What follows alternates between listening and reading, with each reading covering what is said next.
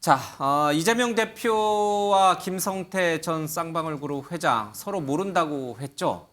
그런데 서로 통화한 사실 또 대북 송금과 관련해서 300만 달러가 오갔다라고 하는 일간의 보도가 좀 나와서 파장을 낳고 있습니다. 그 얘기로 좀 가겠습니다.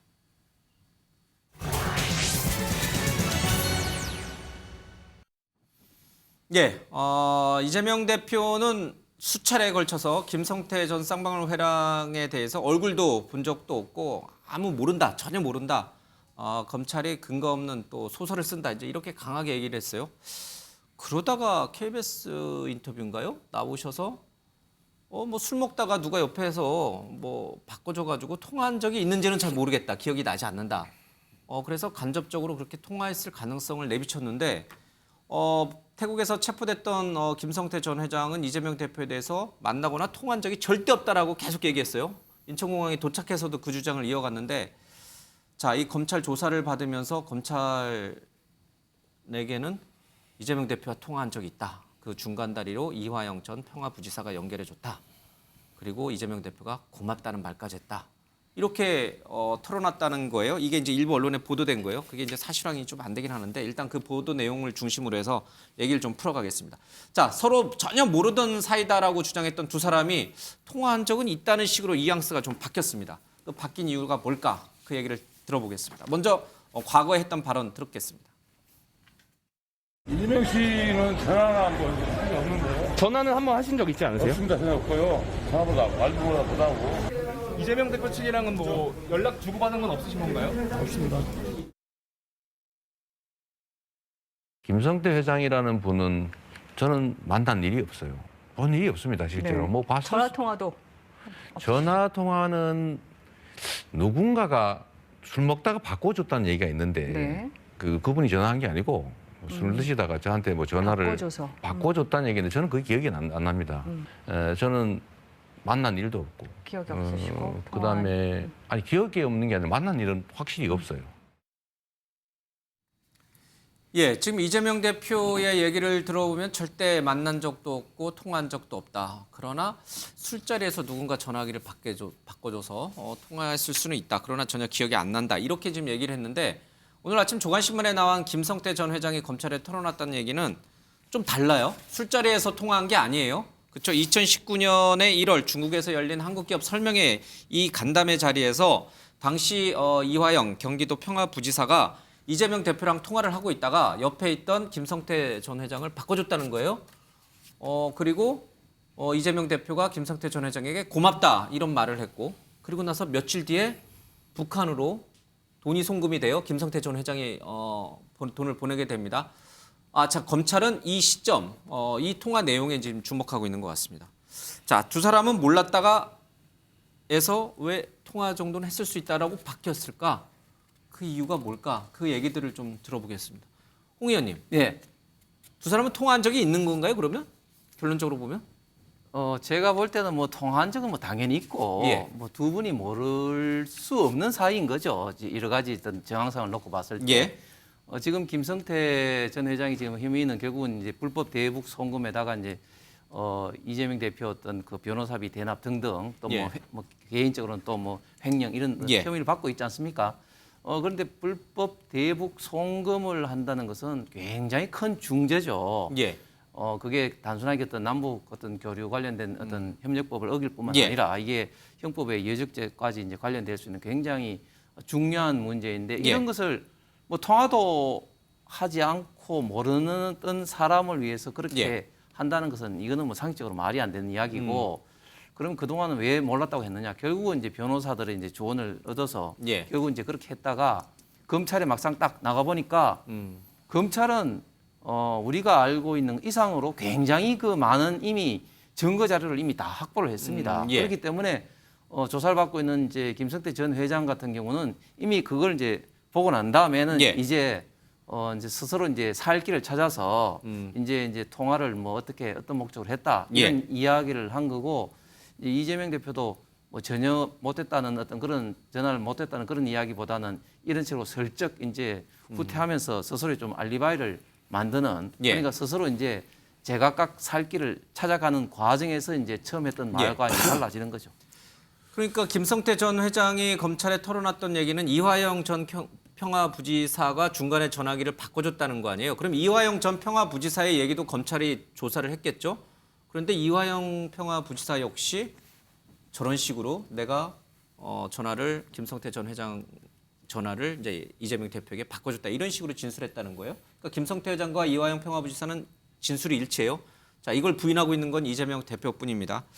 자, 이게 도대체 대북 송금이 뭘까? 2019년 1월에 200만 달러, 그리고 4월에 300만 달러, 그리고 그해 연말쯤 11월, 12월쯤에 300만 달러 가는데 앞에 200만 달러, 300만 달러, 총 500만 달러는 이재명 당시 경기도지사가 추진했던 북한의 스마트팜 농업과 관련된 자금이에요. 이거를 쌍방울 쪽에서 이제 보낸 거고, 그러면 뒤에 있는 300만 달러는 뭐냐? 저거는 이재명 대표가 북한을 방문하기 위해서 북한 쪽에서 요구한 돈이라는 거예요. 그렇죠?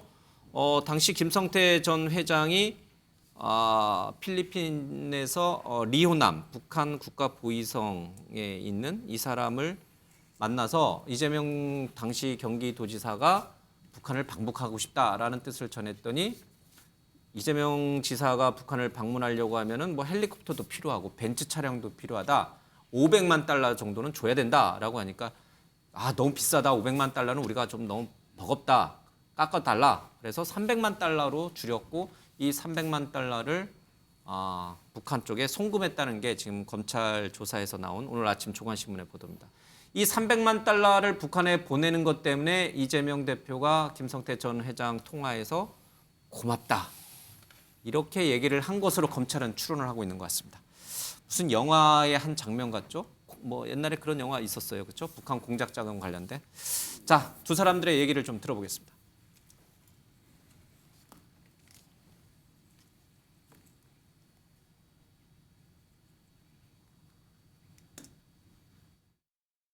김만배 씨가 자신의 지분의 절반을 제공한다고 이렇게 유동규 본부장을 통해서 정진상 실장을 통해서 이렇게 이재명 대표한테 권한사찰 발행해서 비자금 조성하신 거예요. 이거 하려면 알겠지만 비자금 전환점 회사를 전환점 만들기 무슨 비자금이 혹시 그걸로 이제는 대북 송금도 했다, 그걸로 변호사 지났었다 이런 식으로 이야기가 나와서 아니에요.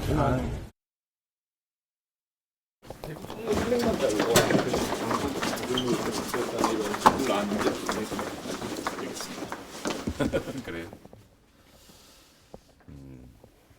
아마 검찰에 이제 신작 소설이 나온 것 같은데 종전의 창작 실력으로 봐서 잘 안 팔릴 겁니다. 검찰 출석일 때 조금 뭐 조율된 게 있을까요? 영화 공작이라는 영화가 있습니다. 여기에 보면은 이제 공작 북한의 방북을 위해서 북한 쪽에 송금하고 막 이런 얘기들이 좀 나옵니다. 정치적 거래를 위해서 여기 이제 배우 이성민 씨가 역할을 했는데 저게 실제로 지금 이 이재명 대표 방북 송금에 등장하는 리호남을 모티브로 한 거다. 이제 이런 얘기까지 좀 있습니다. 근데 이재명 대표는 이게 다 신작 소설이라 그래요. 검찰이 만들어낸 신작 소설이라고 하는데 뭐 리호남도 등장하죠. 뭐 영화 공작도 있었죠. 그 공작에서 보면은 남북 간에 뭔가 정치적인 딜을 위해서 북한에 상당한 공작 자금을 주게 됩니다.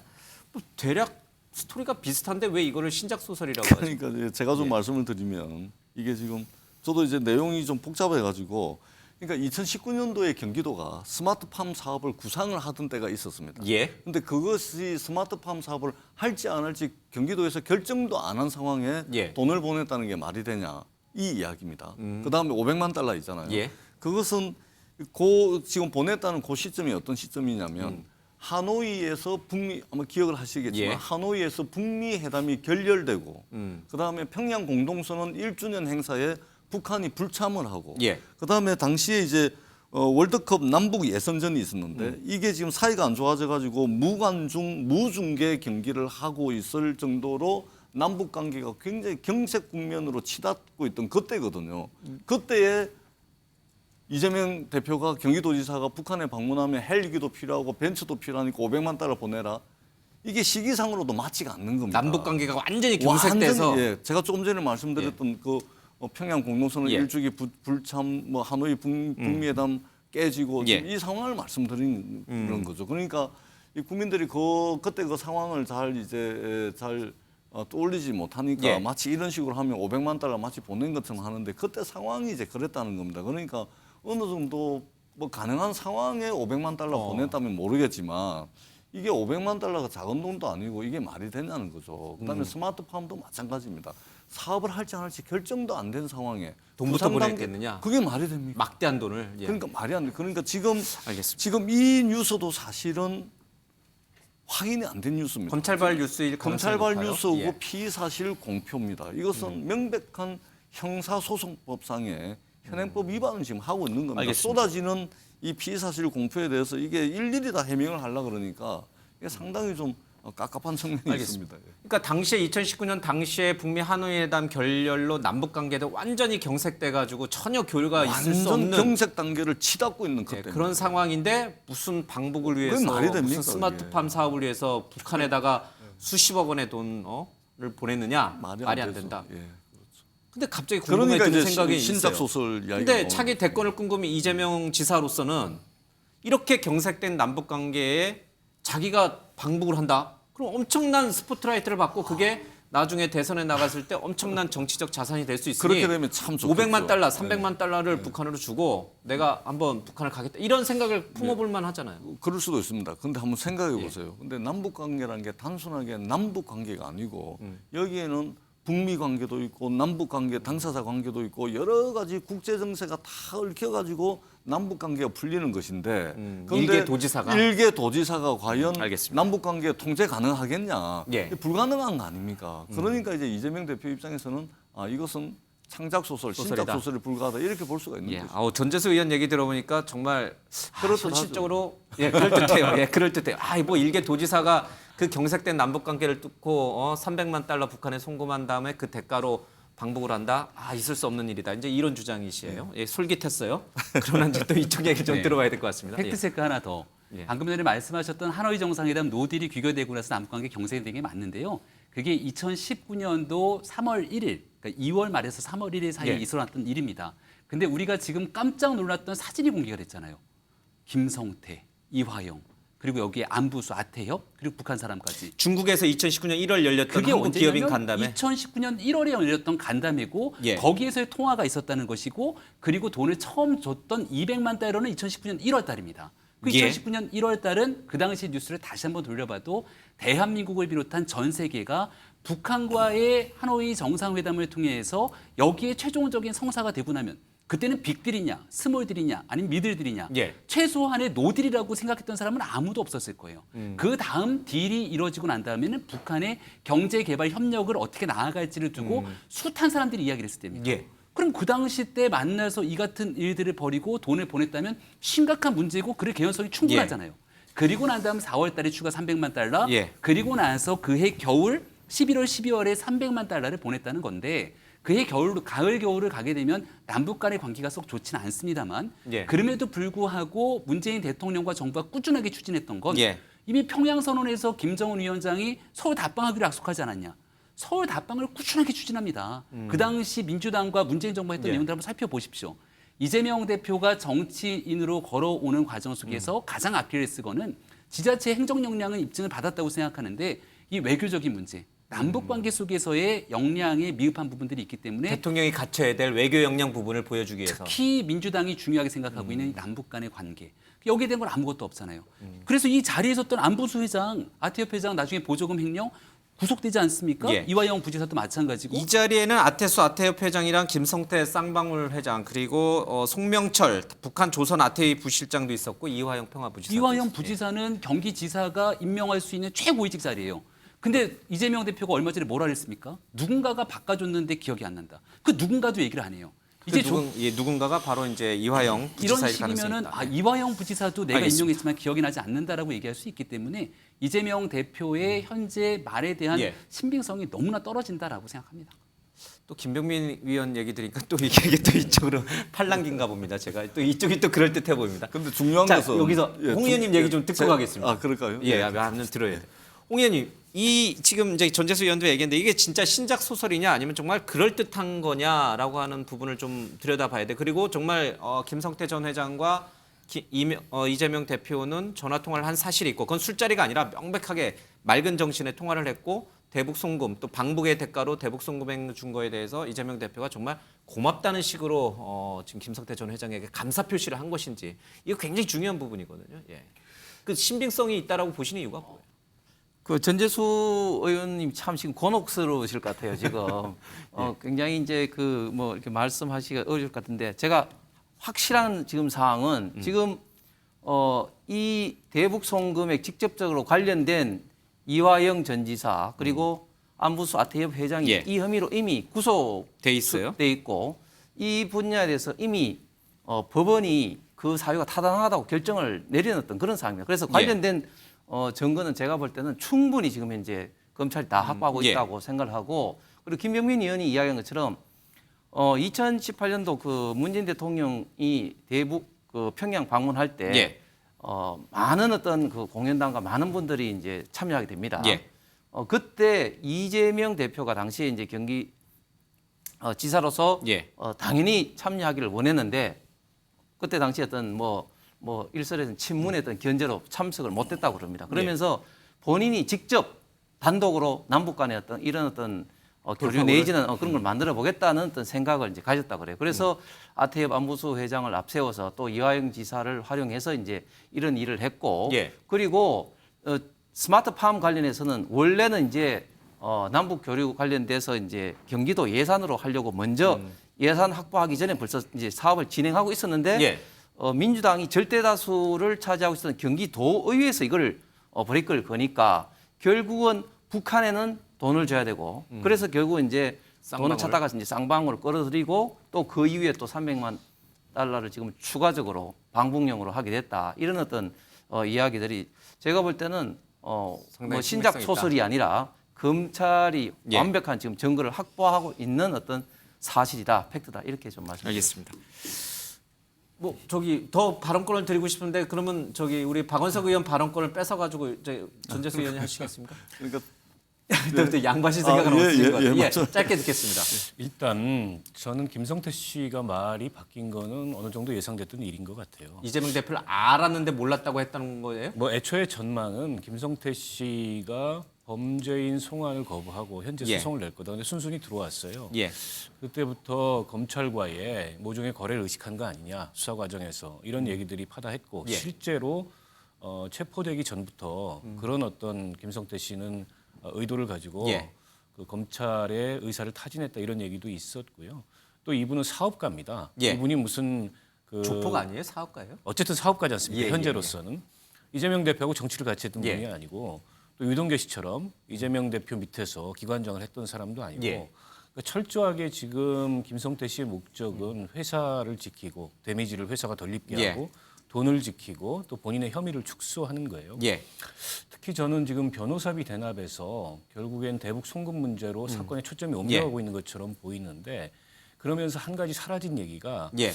그 국정원 내부 문건을 통해서도 확인됐던 나노스라는 쌍방울 계열사를 통한 주가 조작을 통해서 예. 북한 광물자원 개발 독점 계약이라는 호재를 띄워가지고 주가 조작을 해서 그것을 북한과 나누기로 했던 예. 그게 이제 2018년부터 진행이 돼서 2019년 1월에 문제의 그 1월에 그 계약이 이루어졌는데 예. 과연 김성태 씨가 아무런 사업적 이득도 없이 예. 이재명 대표의 어떤 정치적 목적을 돕기 위해서 뭐 돈을 대신 내주고 했을까? 아니죠. 주 목적은 북한으로부터 광물자원 독점 개발을 개발권을 따내고 그걸 호재로 국내에서 어쨌든 나노스 주가를 띄워서 그 돈을 어쨌든 빼서 북한과 나누기로 했던 그 이해관계가 어떤 맞은 거 아니에요? 김성태 전 회장은 방금 말씀하신 것처럼 북한의 광물 자원을 확보하는 목적, 그다음에 이재명 대표는 방북을 통해 가지고 뭔가 차기 대선 주자로서 발돋움하기 위한 목적. 그게 이렇게 서로 쫙 그렇게 맞아떨어진 거 볼 아니에요? 수도 있겠죠. 예. 그런데 김성태 씨가 어쨌든 아태협이라는 그리고 안부수 회장이라는 사람을 대북 접촉 창구로 예. 활용을 한 것 같아요. 근데 그분을 대북 접촉 창구로 활용을 하는데 굳이 저런 거액의 돈을 이재명 대표를 위해서 내줄 필요가 있었을까? 그보다는 저는 북한한테 그 대가로 준 거라고 봅니다. 자기 사업의 어떤 실익의 그 광물 대가로 자원 독점 개발권을 알겠습니다. 따내기 위해서. 근데 지금 그 사건에 애초에 검찰이 수사하던 방향이나 국정원 내부 문건으로 확인됐던 사건의 초점이 묘하게 지금 달라지고 있어요. 이건 이재명의 정치적 목적을 위해서 김성태가 대신 내준 거다. 그러면서 순수하게 대신 내준 거다. 그러면서 이렇게 김성태 씨는 자기 혐의가 좀 가벼워지는 듯한 느낌이 들지 않습니까? 예. 저는 그런 느낌을 많이 받았습니다. 알겠습니다. 예, 이제 다 네 분 다 얘기를 들었습니다. 좀 내려놓으시고요. 뭐 전재수 의원께서 굉장히 하고 싶은 말이 있으셔서 아닙니다. 조금 예.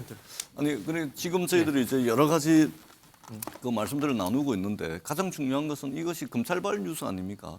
확인된 게 하나도 없습니다. 500만 달러 갔는지 300만 달러 갔는지 확인된 게 하나도 없고 예. 검찰발 단독 기사인데 이것도 사실은 엄격하게 이야기하자면 형사소송법이 금지하고 있는 피의사실 공표입니다. 알겠습니다. 그리고 피의사실 공표가 지금 하루에도 너무나 많이 쏟아지고 있기 때문에 이것은 정말로 우리가 이 정말 경종을 좀 울려야 되는 알겠습니다. 그런 사안이라는 말씀을 별도로 좀 드리도록 하겠습니다. 근데 이재명 대표 수사 관련된 뭐 얘기가 나오셨으니까 단독 기사가 한겨레나 경향에서는 안 나오고 전부 예, 우리가 흔히 말하는 이제 보수 언론에서 나오는데 그게 자꾸 의심스러운 거죠. 그쪽에 보수 언론 기자들이 받아쓰기 검찰발 받아쓰기를 하고 있다는 요거를 이제 거죠? 따라서 쭉 가보다 보면 어느 순간 출처가 없어져 버립니다.